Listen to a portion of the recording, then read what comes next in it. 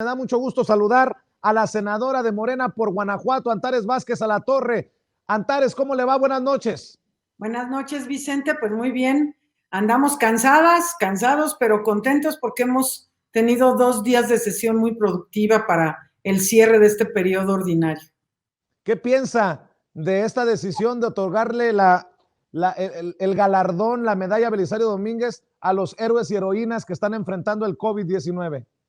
Es una situación sumamente justa y yo creo que nadie puede contravenir o controvertir esta medalla.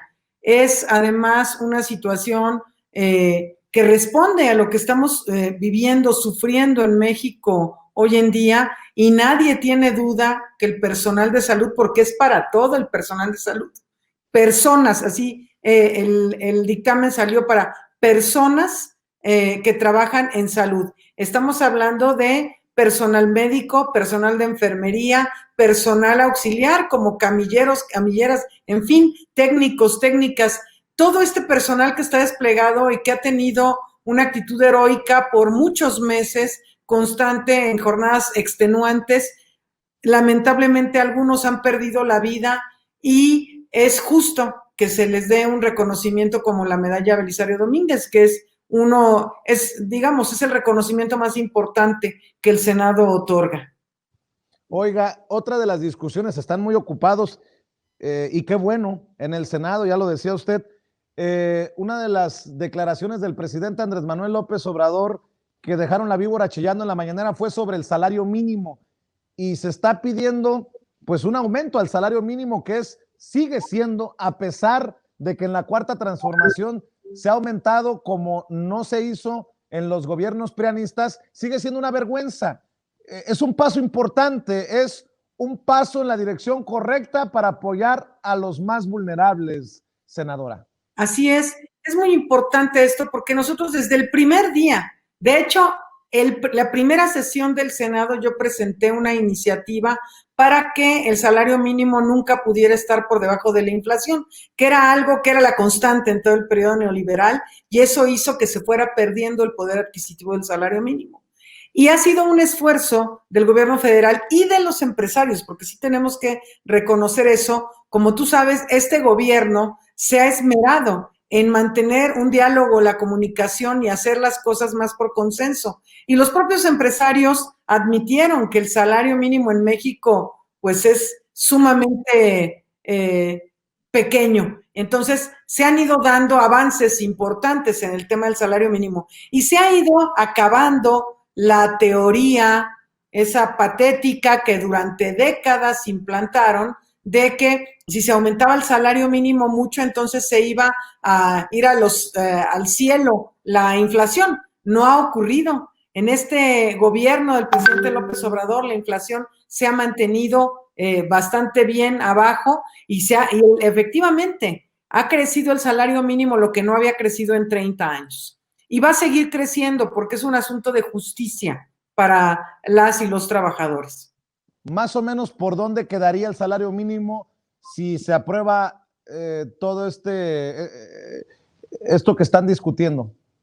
Pues no sé, porque eso lo tiene que definir finalmente la comisión que está establecida para esto, la del salario mínimo, y además tiene que ir siendo gradual, por supuesto, pero sí tiene que subir. O sea, no puede ser que seamos de los países que menos salario pagan a las y los trabajadores. Es decir, México empezó a ser atractivo para la inversión extranjera por la mano de obra barata, y eso no puede estar sucediendo. México tiene extraordinarios trabajadores y trabajadoras y tienen que recibir la remuneración justa. Lo que se hizo fue, por ejemplo, en la zona franca de la frontera, aumentar el salario mínimo para tratar de competir un poco con los salarios de Estados Unidos, porque pues la gente se va de aquel lado porque allá ganan mucho más que acá, ¿no?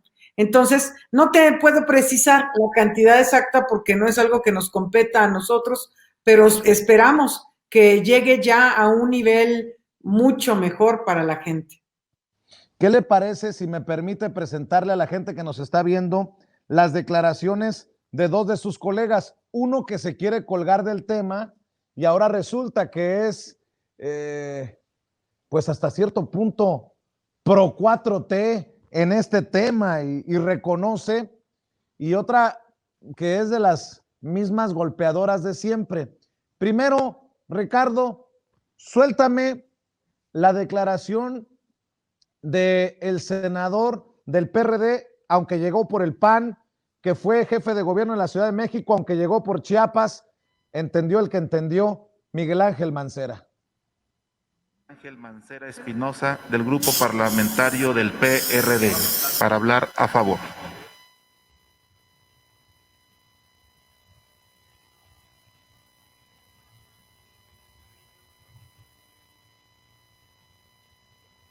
Ándale, Mancera, que no tenemos todo tu tiempo.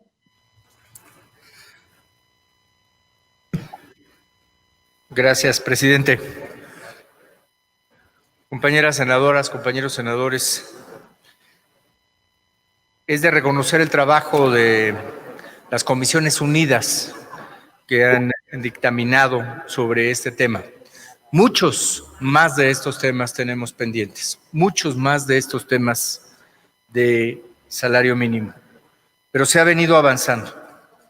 Se ha venido avanzando desde el inicio, allá en 2014, cuando dijimos que era necesario elevar el salario mínimo. Y en ese momento la reacción fue adversa. Fueron pocas y pocos los que apoyaron la propuesta. Fue adversa incluso de organizaciones sindicales que decían que podía haber un efecto contrario a lo que se estaba planteando. Fue adverso de organizaciones empresariales.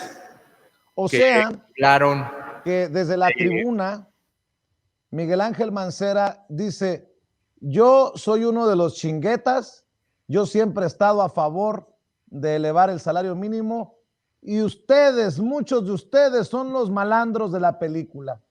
No, pues a la hora de la hora todos se quieren colgar la medallita. Bueno, a lo mejor se refería a Xóchitl Gálvez, la panista o los amigos de Xóchitl Gálvez, que a pesar de todo, a pesar de cómo están las cosas, se siguen quejando, se quejan incluso de elevar el salario mínimo. Vea y escuche. Muchas gracias, presidente. Cerca de 2.300.000 trabajadores del campo, las y los jornaleros agrícolas, participan en la siembra y cosecha de casi todos los alimentos que consumimos y provienen del campo. Hacen posible que los mercados podamos tener y comprar aguacate, cebolla, jitomate, limón, naranja, mango, fresa, piña, manzana, melón, café, azúcar, en fin. Será melón, será sandía, será la vieja del otro día. Nombres. Y uno es niña, niño o mujer. Un poco más de 1 millón son originarios del pueblos indígenas náhuatl, mixteco, maya, zapoteco, tzotzil, tarahumara, totonaco, mazateco, celtal, tlapaneco, huasteco, tepehuano, mayo, chinanteco y otomí.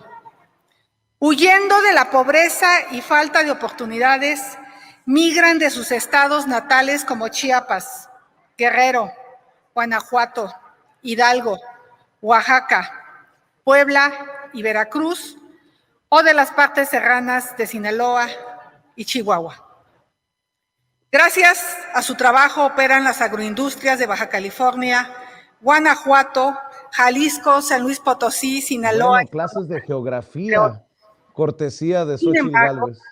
Reciben salarios miserables. El 43% de los jornaleros gana menos de 123 pesos.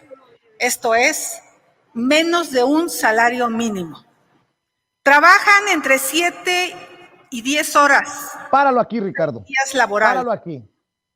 Porque Antares Vázquez Alatorre, nuestra invitada, senadora de Morena por Guanajuato, seguramente escuchó la crítica de la panista Xóchitl Gálvez, pero no la autocrítica, porque bien que se queja de la situación, y creo que justamente de los jornaleros, nuestros hermanos jornaleros, pero no asumen que dejaron de hacer muchas cosas en los gobiernos panistas y priistas para que llegáramos a esta situación tan lamentable para jornaleros y jornaleras. En fin, ahí están las caras de la moneda, Antares, los que se cuelgan la medallita y los que siempre se van a oponer, no importa lo que haga la Cuarta Transformación.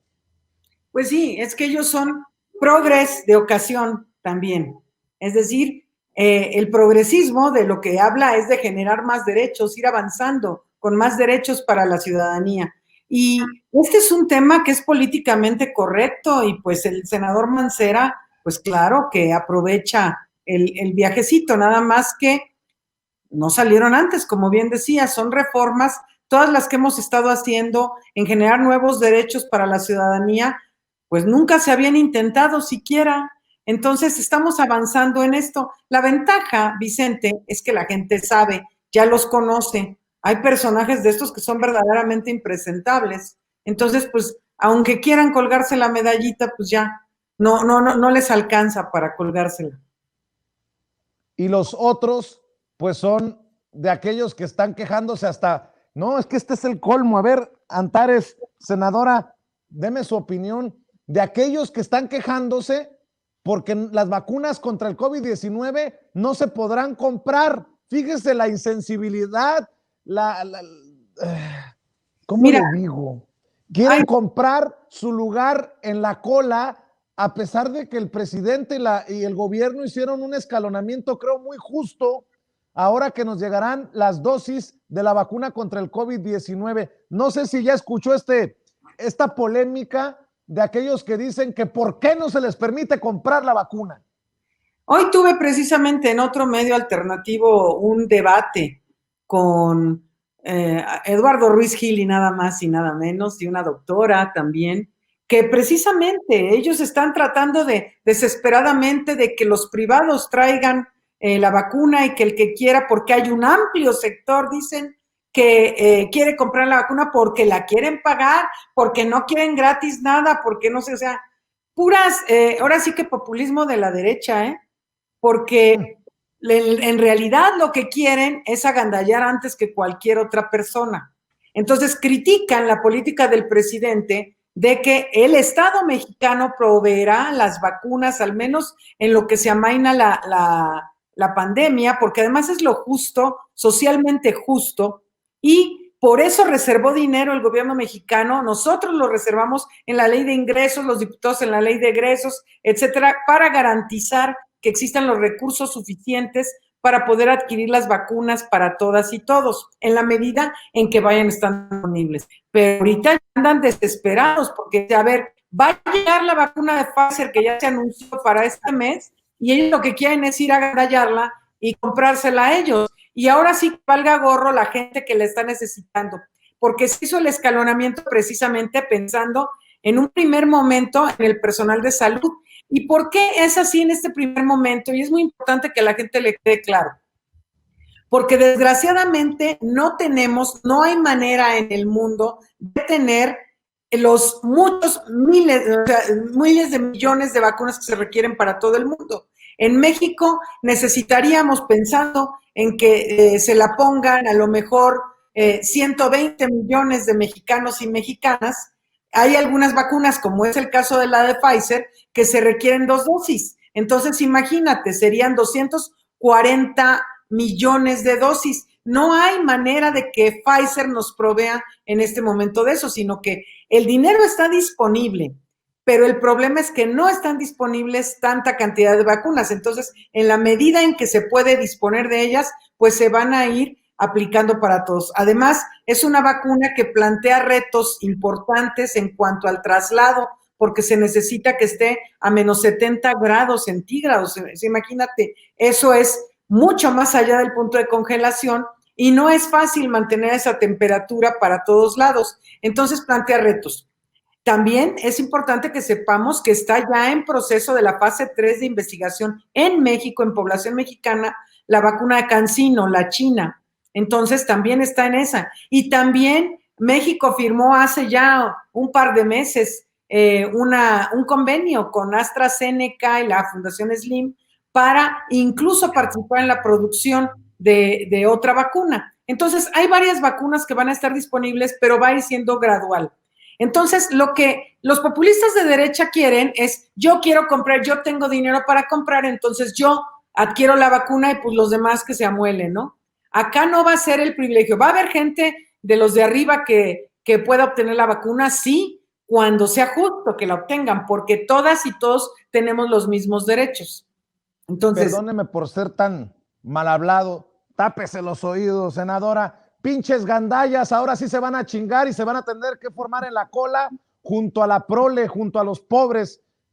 Adiós a los privilegios. Es exactamente, perdónenme. porque, mira, Vicente, la gente, quienes nos están escuchando lo saben muy bien, que una persona normal de este país siempre ha tenido que hacer fila en los servicios de salud, siempre ha tenido que llegar a las 5 de la mañana a sacar su ficha para ser atendido en el que era el llamado Seguro Popular, o en el IMSS o en el ISSSTE, y siempre han tenido que hacer fila para la vacuna de la influenza. Los otros no están acostumbrados a esa fila, no están acostumbrados a ser mexicanos normales. Entonces, pues, no están de acuerdo con eso, pero pues ahora sí que lo lamentamos mucho porque estamos en una pandemia, es una emergencia sanitaria, es una situación inédita en el mundo, no solo en México. Y antes di que ahora tenemos vacuna sumamente rápido porque apenas va a cumplir un año la pandemia y ya estamos hablando de tener vacunas, cuando normalmente las vacunas tardan entre 8 y 15 años para poderse llegar a eso. Entonces, se ha tenido una vacuna en tiempo récord y eso se tiene que poner a disposición. Acuérdate, Vicente, que el presidente López Obrador lo propuso ante la ONU y en el G20, de esta democratización del acceso, que no privaran los intereses económicos en las vacunas y que al menos en esta primera etapa de la gran pandemia no moviera el interés económico ni a los laboratorios que producen ni a quienes pretenden adquirirla. Porque imagínate nada más, te acordarás al principio de la pandemia que te querías comprar un cubrebocas y estaban en cuánto te vendían un cubrebocas. Entonces, exacto, imagínate la especulación que habría en el caso de las vacunas, te la querrían vender en un ojo de la cara. Y obviamente, la inmensa mayoría de las y los mexicanos no podrían acceder a ella. Entonces, esto no puede ser un asunto de tengo o no tengo dinero, sino es de soy personal de salud, tengo acceso a esta vacuna, y luego soy persona de riesgo conforme a los grupos etarios que se establecieron, pues tendré acceso, quien sea, ¿no? Entonces, que no sea el dinero el asunto determinante. Así es. Oiga, senadora, perdóneme por cambiar de tema y tirarle una curva, como dicen en el béisbol, pero pues continúa el golpeteo contra Palacio Nacional y contra el presidente Andrés Manuel López Obrador, ahora que se habla contra el outsourcing salvaje. El diario El Universal informa que el gobierno de la Cuarta Transformación subcontrata personal de limpieza que trabaja en Palacio Nacional y otras dependencias, que ha pagado 185 millones de pesos para la subcontratación de al menos 1,500 trabajadores de limpieza a través de Coaro y Supervisión, una compañía de outsourcing que aportó como su domicilio fiscal un mini departamento de la alcaldía Iztacalco, en el que, de acuerdo con los vecinos, nunca ha existido una empresa. Uno de los contratos lo asignó la Presidencia de la República para la limpieza del interior de Palacio Nacional, donde despacha el presidente Andrés Manuel López Obrador. ¿Cómo ve esta polémica que se suma pues a los artículos, reportajes polémicos de estos dos periódicos, sobre todo el Reforma y el Universal, que tanto han sido exhibidos en la mañanera por el presidente? Ese es el punto. Estos ataques han estado intensos y van a ir subiendo de tono. ¿Por qué? Por varias razones que el presidente ha explicado en muchas ocasiones en la mañanera. Son periódicos que se dedican a eso porque tienen una consigna. Es ahora sí que una consigna de clase, de grupo, de poderes fácticos, porque ya no tienen los contratos jugosos que antes tenían, entonces se trata de golpear al presidente para desprestigiarlo. Pero mira, ahora sí que queda como más en situaciones anecdóticas, Vicente, porque hace no mucho, creo que, no me acuerdo si 1 o 2 semanas, el propio presidente en la mañanera presentó un estudio, un análisis que hicieron en la presidencia respecto a cómo se informa la gente de las noticias. Y los periódicos, pues ahora sí que es unos cuantos.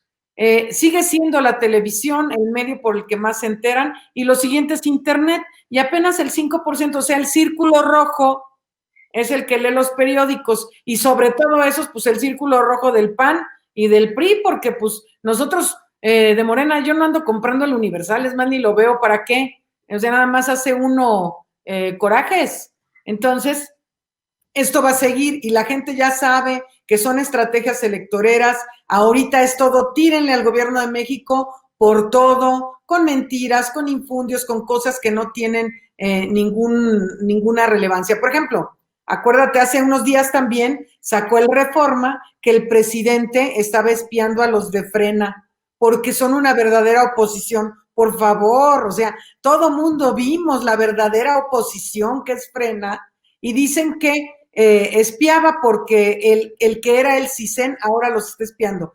Y las evidencias que presentan son notas periodísticas de ellos mismos.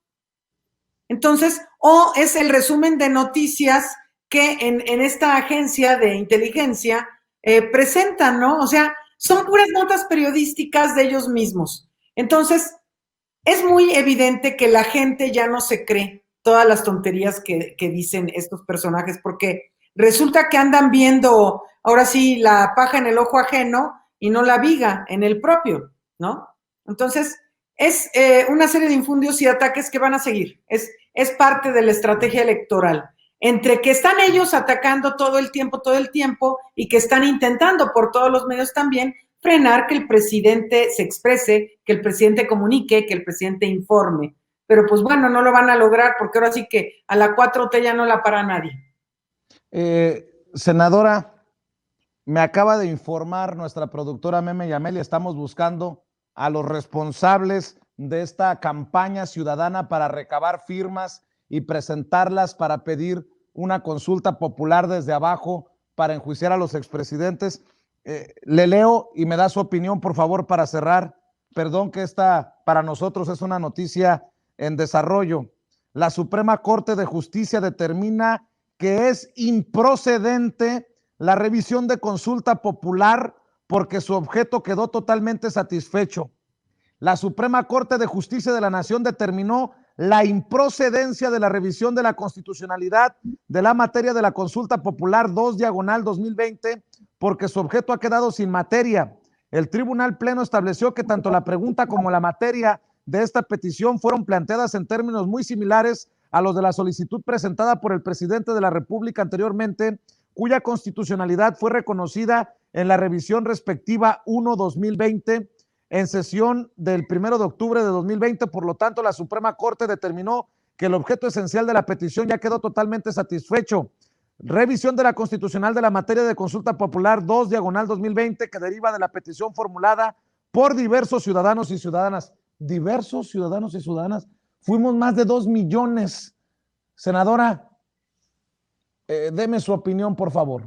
Híjole, pues bueno, también ahora sí que me estás agarrando en vivo y a todo color de la noticia, porque tampoco la conocía. Yo pensé que la resolución iba a ser de adhesión a la que ya se había autorizado. Entiendo los criterios jurídicos, porque efectivamente la consulta popular ya está autorizada, pero es evidente que la Suprema Corte tiene que atender a los criterios de la ley, efectivamente, y ellos ya autorizaron una consulta popular. No puede atender a asuntos políticos, que en este caso sería reconocerles a los ciudadanos y ciudadanas que recaudaron todas estas firmas que efectivamente procede. Pero si te fijas en esa resolución, en realidad les están dando la razón.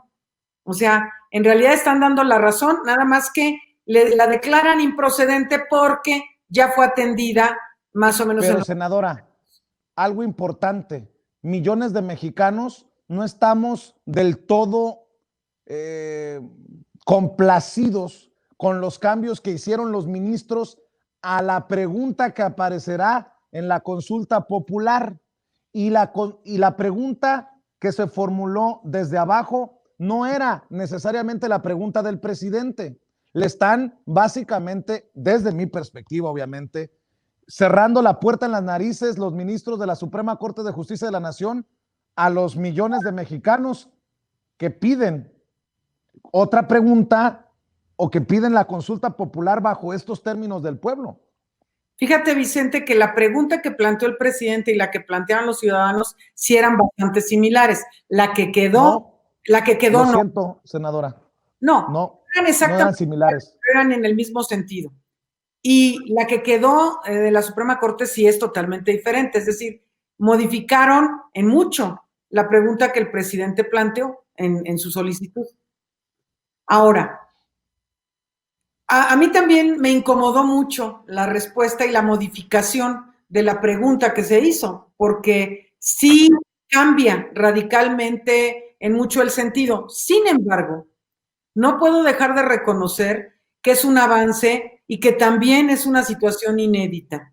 Y que la Corte, por primera vez en la historia, aceptó una consulta popular. Esto había sido muy difícil. Yo fui parte de los ciudadanos y ciudadanas que recabamos todavía más firmas para la consulta del petróleo y nos la negaron en el 2012. Entonces, fue una situación mucho más grave y ahora hay una puerta. Entiendo el enojo y lo justifico perfectamente porque a mí tampoco me gusta que cierren la puerta, sobre todo cuando se hizo, en realidad, Vicente, lo que pasó ya con la recaudación de firmas que la gente logró, ya fue un referéndum. Es increíble porque fue un referéndum que se hizo esa recaudación de firmas en 3 semanas. Es algo inédito. Y además, otra cosa inédita que sucedió es que el INE la reconoció suficiente cantidad de firmas. Entonces, ese ya es un referéndum que políticamente tiene un peso específico. La resolución de la Corte, pues no me encanta, a mí tampoco, no me encanta, pero tenemos ahora sí que una esperanza de todas maneras, a pesar de que la pregunta no nos encante, porque finalmente vamos a ir en agosto del próximo año a contestar eso, a decir que sí queremos, porque la gente finalmente, a pesar de que fue una pregunta muy diferente de la que se planteó, pues finalmente la gente entiende de qué se trata y vamos a ir por el sí. Le agradezco como siempre, senadora, su amabilidad, aceptar incluso las curvas por estas noticias en desarrollo y no sacarle la vuelta y expresar abiertamente sus opiniones honestas y sin máscaras en este espacio libre como el viento. Le mando un abrazo, Antares. Es que aquí a mí me dijiste que estaba sin censura, pues ni modo, así también es sin censura. Ándale pues, un abrazo. Antares Vázquez Alatorre, senadora de Morena por Guanajuato, hablando con nosotros sin censura.